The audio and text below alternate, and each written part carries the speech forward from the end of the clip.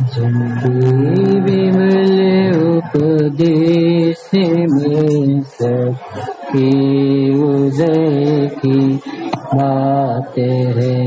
समभाव समता भाव जिनका जगत में विख्यात है।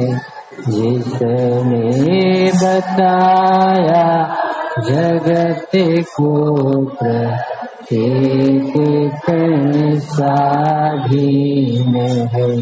करता न हरता कोई है, स्वयं में लीन है। आत्मा बने परमात्मा हो, शांति सारे देश में है। देश ना सर्वोदयी महावीर के संदेश में। ओंकारं बिंदु संयुक्तं नित्यं ध्यायन्ति योगिनः। कामदं मोक्षदं चैव ओंकाराय नमो नमः। अविरल शब्द घनौ प्रक्षालित सकल भूतल मल कलंक। मुनिर्पासित तीर्था सरस्वती हरति नो दुरितान्। अज्ञानतिमिरान्धाना ज्ञानाञ्जनशलाकया चक्षुरुन्मीलितं येन तस्मै श्रीगुरुवे नमः। स्याद्वादेन षट्द्रव्य गुण पर्याय प्रमाणिका। जड़ कर्म चेतन बंधिका। कर्म की करे स्वरूप यथार्थ जग का। जो किया उपकार है उसके लिए जिन वाणी बात वंदना सतवार है। ये ग्रंथ है ना, रत्न ग्रंथ साहब का साथ ले लो, वहां से निकाल लो। इसमें पेज नंबर 277 और प्रसंग है प्रवचन भक्ति भाव। जब चतुर्थ काल के 3 वर्ष 8 माह 15 दिन बाकी रह गए थे, तब श्री वर्धमान स्वामी को निर्वाण की प्राप्ति। ये गंगा कहाँ से बही है? वीर हिमाचल पे निकसी गुरु गौतम के मुख कुंड में। ये महावीर भगवान से श्रुत की धारा चली। 277 पेज है, 277। जब चतुर्थ काल के 3 वर्ष 8 माह 15 दिन बाकी रह गए थे, तब श्री वर्धमान स्वामी को निर्वाण की प्राप्ति हुई। आखिरी देशना को कहते हैं धन्य तीरथ, 14 को कहते हैं रूप दर्शन, और आखिरी में हो गया निर्वाण। अब ये दीपक कैसे जलेगा?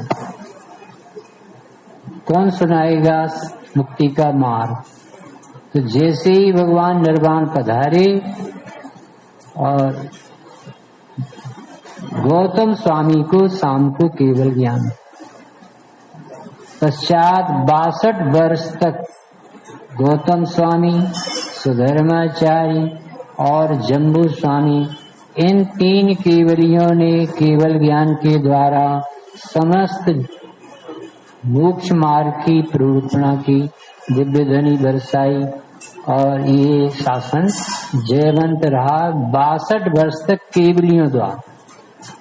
कितने वर्ष तक?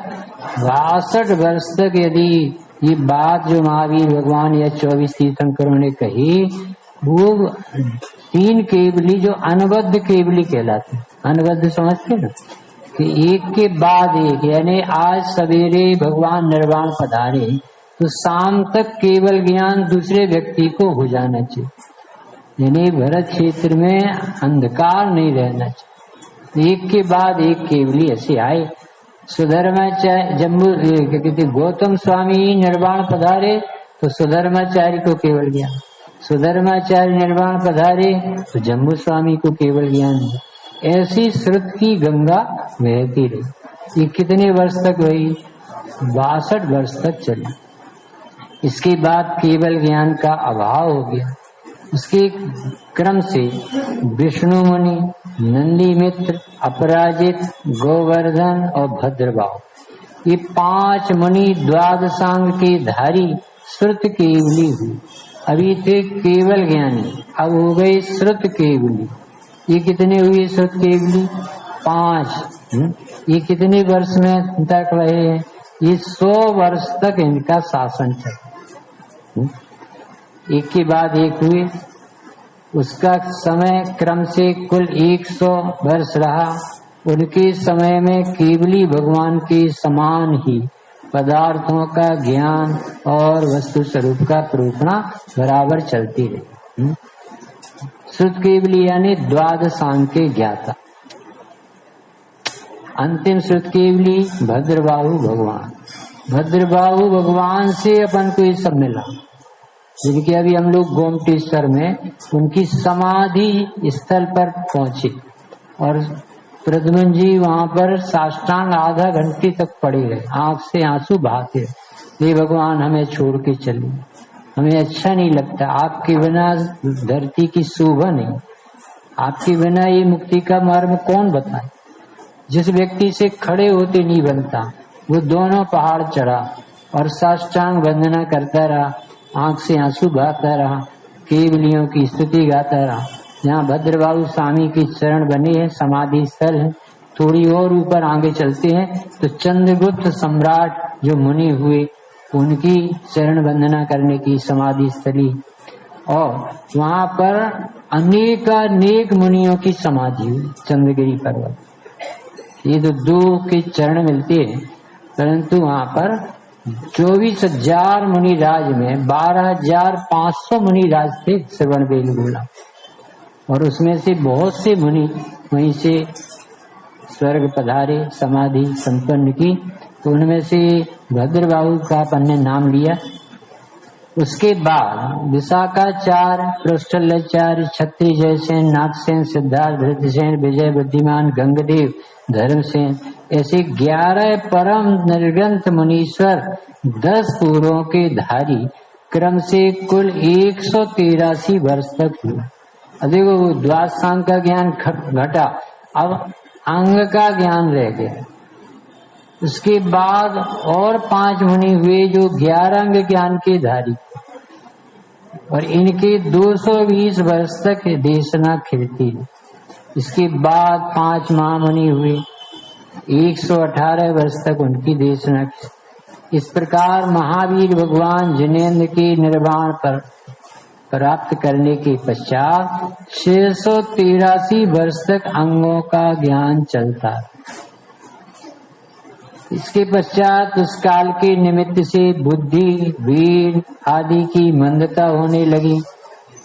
कुंद आदि अनेक निर्ग्रंथ वीतरागी मुनि अंग की वस्तुओं के ज्ञानी हुए। उन्हीं की परंपरा में उमा स्वामी हुए। ऐसे पाप से भयभीत, ज्ञान विज्ञान संपन्न, परम संयमी, गुण मंडित गुरुओं की परिपाटी से श्रुत के अविच्छिन्न अर्थ के धारक वीतरागियों की परंपरा है। आज जो अपना पर्व है, ये प्रथम श्रुत स्कंद के रचयिता पुष्पदंत भूतबली, जिनने ये षटखंडागम ग्रंथ की रचना की थी, उनका ये पर्व है जिसकी पूजा अंकलेश्वर में हुई। व्यंतर जाति के भूतों ने, देवों ने इस ग्रंथों की पूजा की, व्यक्तियों ने पूजा की। बहुत बड़ा मेला लगा और वहाँ अरहत बलि मुनिराज के नेतृत्व में ये नीला था। और ये ग्रंथों के रचनाकार थे। सबसे पहले ग्रंथ रचे गए पुष्पदंत भूतबली के द्वारा सठखंडा। उसमें मंगलाचरण में णवोकार मंत्र का स्मरण कराएंगे।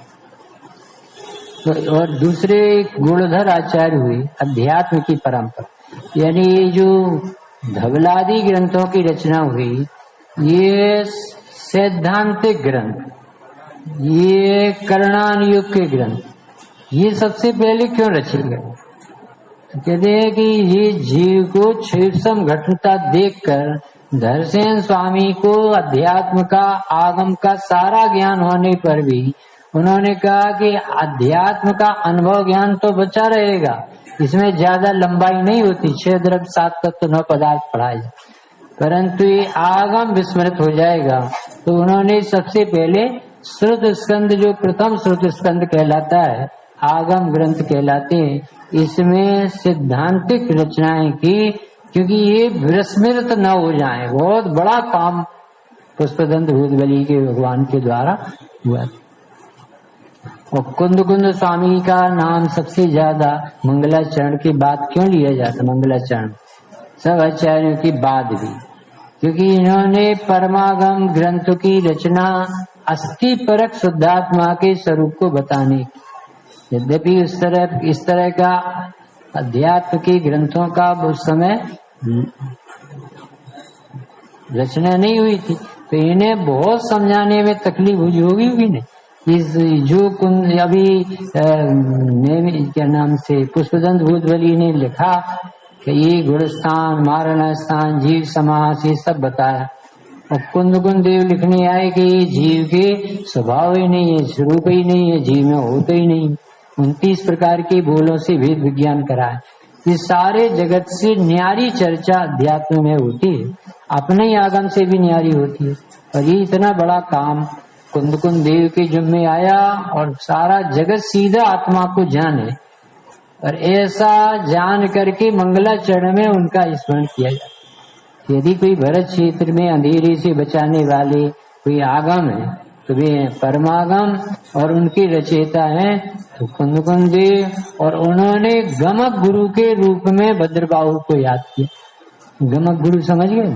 गमक गुरु यानी वहां से परंपरा हमें तक प्राप्त। वे पहले चलती थी, बोलते थे एक दूसरे, सुना के यहाँ तक जनवाणी आई थी, तो ये श्रुत कहलाता। और बाद में लिपिबद्ध हुई। तो अभी अपन ने इनके नाम लिए, मूल जो आज जिनने ग्रंथ रचे थे। अब इसके बाद देखो कितने भी आचार्य हुए। उमा स्वामी आचार्य आज से कितने वर्ष पहले हुए? 1800 वर्ष पहले के तत्वार सूत्र। उमा स्वामी 10 अध्याय में तत्वार सूत्र बनाया। पूज्यपाद स्वामी सर्वार सिद्धि नाम की टीका बनाई। तत्वार सूत्र पर अकलंक देव ने 16,000 श्लोकों में राजवार्तिक टीका बनाई। विद्यानंद स्वामी ने 20,000 श्लोकों में श्लोक वार्तिक टीका बनाई। श्री समंत भद्र स्वामी ने 84,000 श्लोकों में गंधहस्ती महाभाष्य नाम की बड़ी टीका बनाई, जो इस समय आज उपलब्ध नहीं है। कुंद देव ने परिक्रम नाम की टीका बनाई, वो भी इस समय उपलब्ध नहीं, नवलादि ग्रंथों का बनाई। गंधहस्ती महाभाष्य के प्रारंभ के मंगलाचरण पर समंत भद्र देव ने 115 श्लोकों में देवागम स्तोत्र बनाया। अकलंक देव ने देवागम स्तोत्र पर 8,000 श्लोकों में अष्टसहस्त्री नाम की टीका बनाई। देवागम अष्टसती पर श्री विद्यानंद जी ने 800 श्लोकों में अष्टसहस्त्री नाम की टीका बनाई। श्री विद्यानंद स्वामी ने आप्त की परीक्षा रूप 3,000 श्लोकों में आप्त परीक्षा नाम का ग्रंथ बनाया। माणिक नंदी आचार्य ने परीक्षामुख बनाया। परीक्षामुख की बड़ी टीका श्री प्रभाचंद आचार्य ने 12,000 श्लोकों में प्रमेय कमंड मार्तंड नाम से बनाई। अनंत वीर आचार्य ने प्रमेय चंद्रिका नाम से टीका की। अकलंक देव आचार्य ने लघुत्रयी नाम का ग्रंथ बनाया। श्री प्रभाचंद आचार्य ने 16,000 श्लोकों में न्याय कुमुद चंद्रोदय नाम का ग्रंथ बनाया।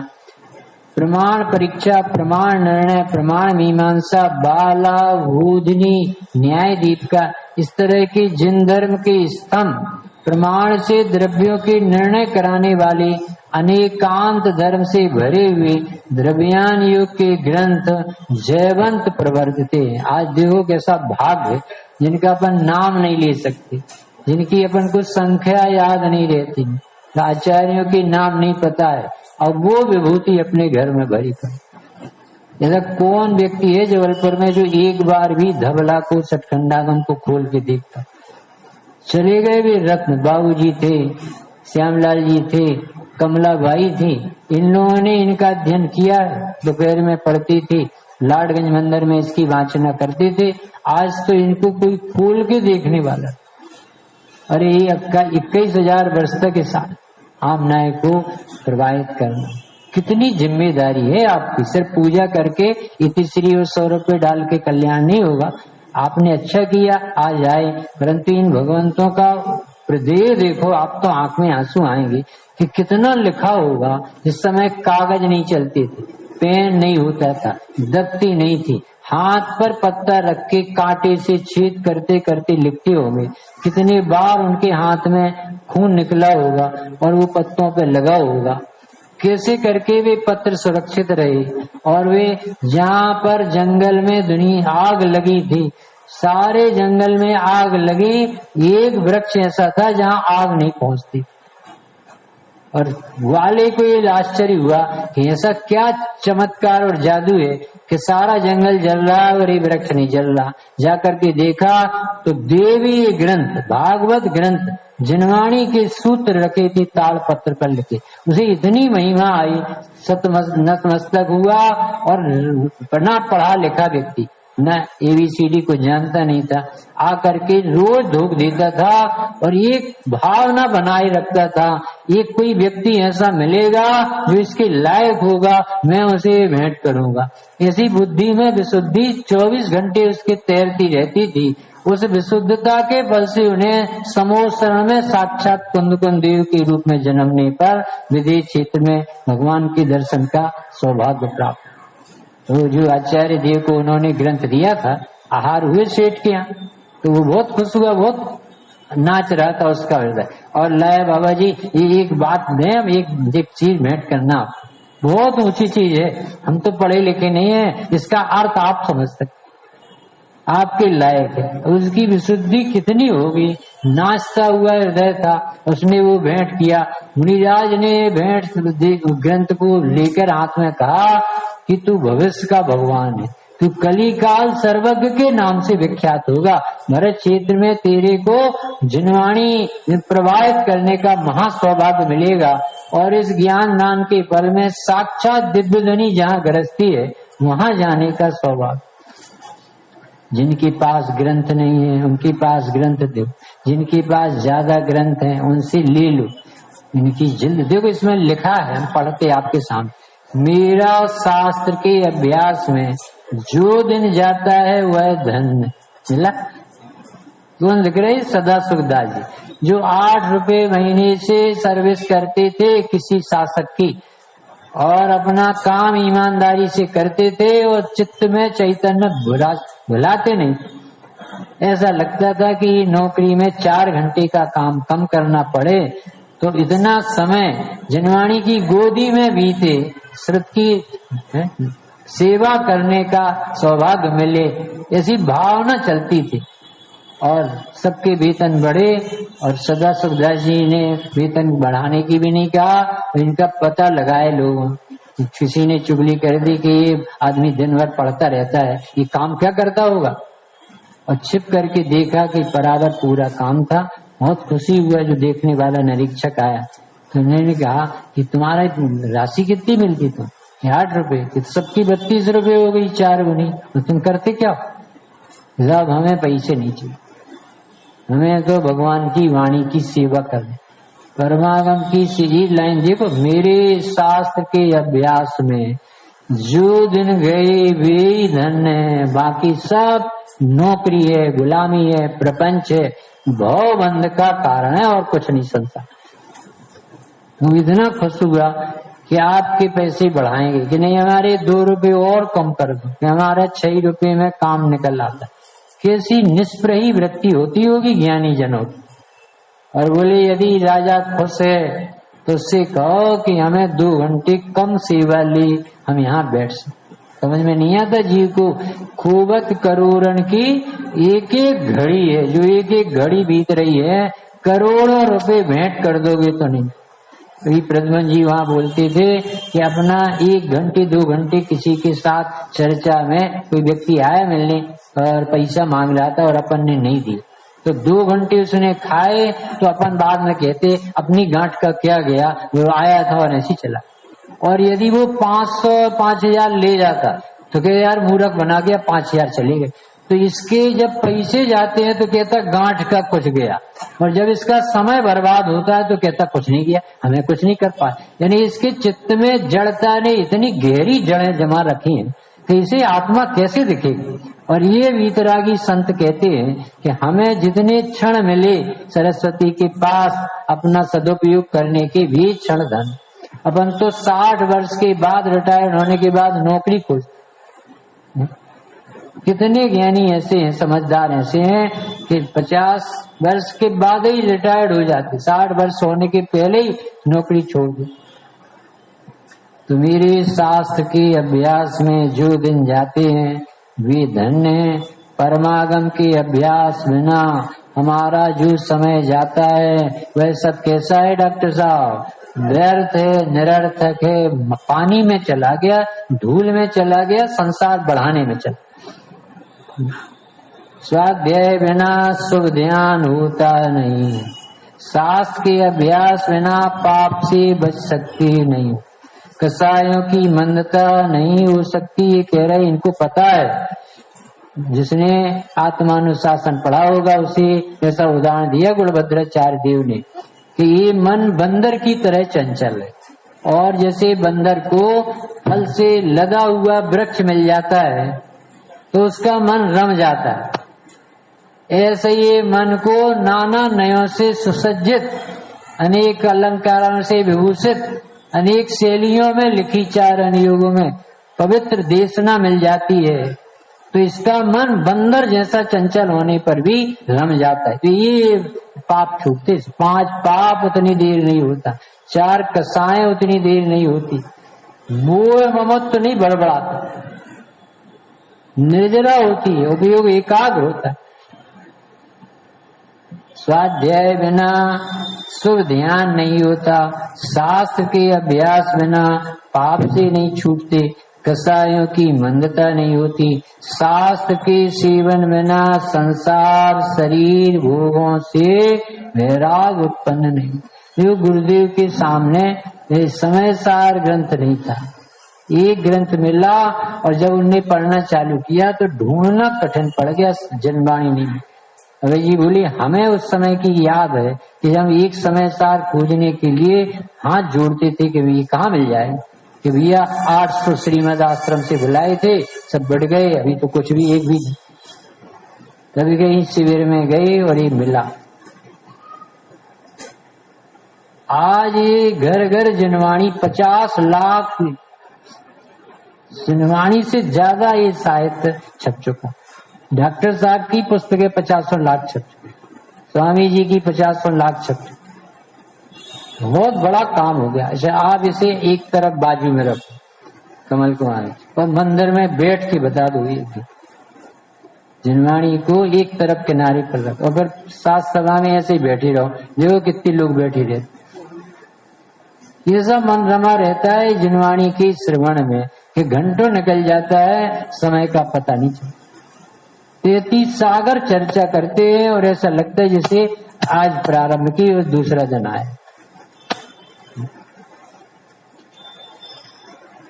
शास्त्र के सेवन बिना संसार शरीर भोगों से वैराग उत्पन्न नहीं करा सकता कोई। बार बार धक्के मारना पड़ते, संसार असार है, देखो वो चले गए, सब अस्थिर है, अनित्य है, कोई किसी का नहीं। रात्रि की सभा में आओ आप तो सदा सुदास जी, ये सब वैराग की कितनी बातें जगती। समस्त व्यवहार की उज्ज्वलता यानी चरणानुयोग बताएगा तो वो आपकी उज्ज्वलता, स्वच्छता, पवित्रता को रखे। परमार्थ का विचार आगम के सेवन से ही होता है। श्रुत के सेवन से जगत में मान्यता, उच्चता, उज्जवल यश, आदर, सत्कार प्राप्त होता है। सम्यक ज्ञान ही परम बांधव, उत्कृष्ट धन है, परम मित्र है। सम्यक ज्ञान अविनाशी धन है। स्वदेश में, परदेश में, सुख अवस्था में, दुख अवस्था में, आपदा में, संपदा में शरणभूत है तो कौन है? ये सम्यक ज्ञान ही, भेद विज्ञान ही, आत्मज्ञान ही शरणभूत। स्वाधीन अविनाशी धन ज्ञान ही। इसलिए शास्त्रों के अर्थ का सेवन करो, अपनी आत्मा को नित्य ज्ञान दान करो, अपनी संतान को, शिष्यों को ज्ञान दान ही करो। बताओ, 4 दान में सबसे श्रेष्ठ दान कौन सा कह रहे? ज्ञान दान कह रहे। और ये सबसे पहली लाइन तो लिखी कि जगत को समझाने के पहले आप अपने को समझा। रोज अपने को ज्ञान दान। अपने को कैसे दोगे? ये मोह में फंसती हुई परिणति को ज्ञान से लौटा। क्या करने जा रहे हैं? क्या मिलेगा? कौन हो तुम? क्या कर सकते हो? अपने ज्ञानी जन क्या करके भगवान बन गए? तुम किस चक्कर में आ गए? ये बात आप बार बार अपने से करोगे तो ये वासना से छूट पाओ। बहुत गहरी जड़ें हैं। ज्ञान दान के समान करोड़ धन का दान भी नहीं। धन तो मद उत्पन्न करता है, विषयों में उलझाता है, दुर्ध्यान कराता है, संसार रूपी अंधकूप में डुबोता है। और ज्ञान दान क्या करता है? इससे उल्टा लगा लो आप, है? ज्ञान दान के समान अन्य कोई दान नहीं। जो नित्य एक श्लोक, आधा श्लोक, एक पद मात्रा का भी अभ्यास करता है, वह शास्त्रों के अर्थ का पारगामी एक दिन हो जाता है। विद्या ही परम देवता है। जो माता पिता ज्ञानाभ्यास कराते हैं, उन्होंने मानो करोड़ों रुपए का बच्चे को दान दिया। और जो सिर्फ पढ़ाते हैं और विदेश भेजते हैं, उनने उन बच्चों की जान ली। तो बेचारे धर्म से दूर रह गए और कष्ट भोगेंगे और दुर्गति में चले जाए। उनको जन्म दिया है तो संस्कार क्यों नहीं दिया? वो कौन है? तुम्हारे घर में आए कैसे? कितनी बड़ी जिम्मेदारी। जिन भद्रबाहु स्वामी का अपन ने अभी नाम लिया, जो आखिरी श्रुत केवली थे, कि छोटा सा बच्चा गोली खेल रहा था, उनकी जीवन शैली में पड़ा गया। तो गोली खेलते खेलते इसने एक के ऊपर 14 गोली चढ़ा। मुनिराज वहीं से आहार करके निकले, देखते जा रहे। तो उनको अपने अवैध ज्ञान में दिखा, नैमित्तिक ज्ञान में, कि ये व्यक्ति 14 पूर्व का ज्ञानी होगा, 10 शाम का ज्ञानी होगा। और उसे सिखाना चालू कर दिया। उसके पिता को सब इसका भविष्य बताया कि बहुत बड़ा ज्ञानी होना, भरत क्षेत्र का आधार बनना है। तो ले गए। और वो भद्रबाहु मुनि जिन्होंने मुनिराज से ये बात सीखी, वो आहार के लिए उज्जैनी कृष्णनगरी में गए। और वहां छोटा सा बच्चा झूले में झूल रहा था, और वो बोला गच्छ गच्छ।